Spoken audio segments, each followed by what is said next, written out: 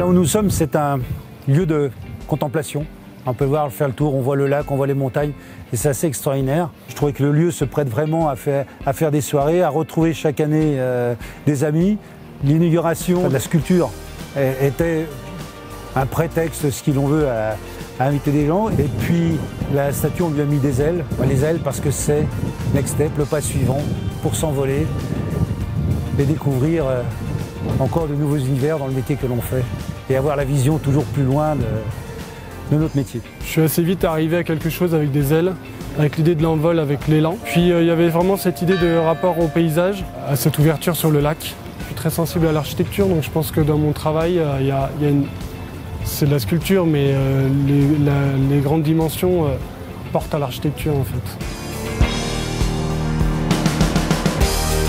Pourquoi pas faire une relation entre le château ici, parce que de toute façon on a une très belle vue sur le château, comme le château a une vue sur moi. Et donc on a invité Nathan Paulin, champion du monde de slackline, à venir un petit peu rejoindre ces deux univers. De partir d'un château, c'est pas souvent qu'on a accès à ces monuments-là. Ça fait 200 mètres de long, c'est une belle longueur, hein, c'est déjà pas rien.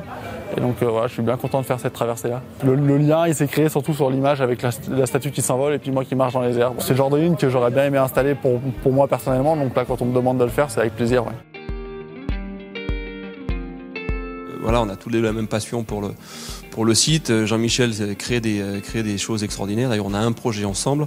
On est en train de faire un projet sur Tignes ensemble qui va être surprenant. Donc voilà, on s'est rapprochés, on se fait des signes chacun de notre terrasse et c'est marrant.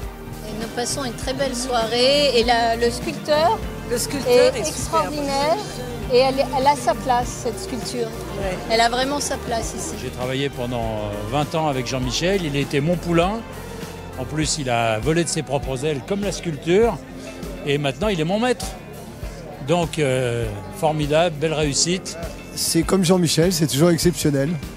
L'endroit est beau. Les gens sont sympathiques, tout va bien.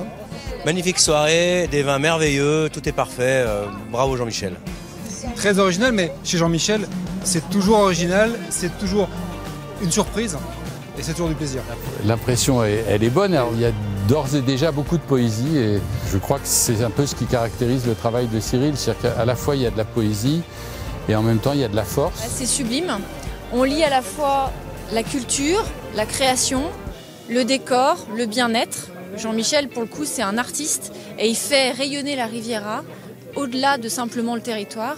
Il l'exporte de partout et en fait, il nous donne juste ce soir un exemple de tout ce qu'il sait faire et on passe une soirée magnifique. S'intégrer au village, c'est participer à la vie du village et à la fois, si on fait des événements, c'est aussi les faire participer, leur dire qu'il y a quelque chose qui se passe et inviter les Bordelais, pour moi, c'était tout à fait normal. C'était très original, j'avais jamais vu de highline, donc c'était vraiment très sympa. Pour moi, c'était l'apesanteur, un côté où le temps s'arrête, de vivre ça. Enfant du village, c'est juste incroyable de vivre ça. Quelqu'un suspendu au-dessus de Bordeaux.